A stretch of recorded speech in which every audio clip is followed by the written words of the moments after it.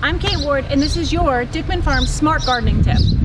So when you go to the store and look at all these wonderful plants and exciting ideas for your landscape, it's easy to get talked into maybe planting them a little too closely or thinking, oh, they're just little and it's going to be perfect for that space and I just love how it looks. But sometimes what we forget to remember is how big they're going to get. Because if I buy a plant that looks like this in a pot, it's hard to remember that it's actually going to get like this. So this big, beautiful iris starts out as this little guy. So that's just one rhizome, and over time we get this big, giant, beautiful clump of irises. So that's what we're talking about today, is to remember your sizing. Now, here's a little known fact. All of these different plants do come with tags, which I know sounds so silly, but it's a resource we don't use often. And it's going to tell you on the back of these tags how tall it gets, but more importantly, well, it's pretty important how tall, but how wide as well. Because I might have this and this at first, right? And this is a perennial grass and this is an iris, and they're actually what we have here in the landscape. So this little iris might even be taller than this grass right now. But over time, this iris is gonna stay here.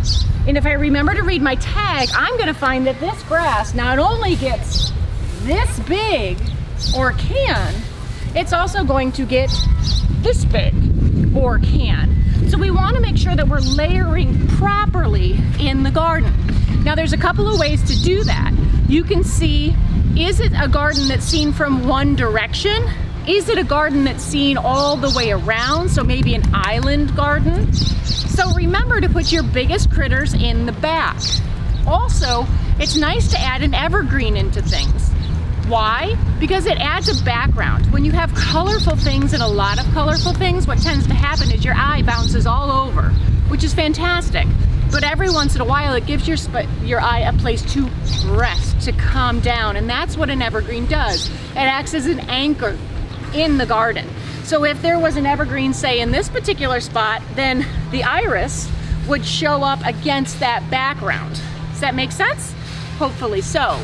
The other thing to remember is put those talls in the back because they can shade out. So if I had a thing, this is a full sun-loving plant, if I had a big tall thing in front of it, A, I wouldn't see it, but B, it might shade it out.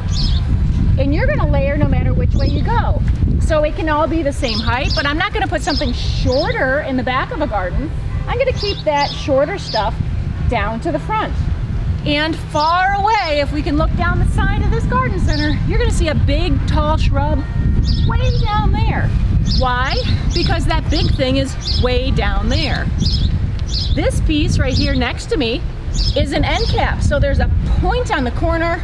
I have some tall stuff kind of behind it and next to it, but then just some short stuff along the front to sort of nestle it in and round out the bed. So remember, use all the tools that you have when you're looking at new plants in the garden center to bring home. Read those tags to give them the proper distancing in your garden so that they don't all grow big and tight and full and like a jungle. So this has been your Dickman Farms Smart Gardening Tip. You know we're always here for you and we can't wait to see you. Until we do, we'll see you soon.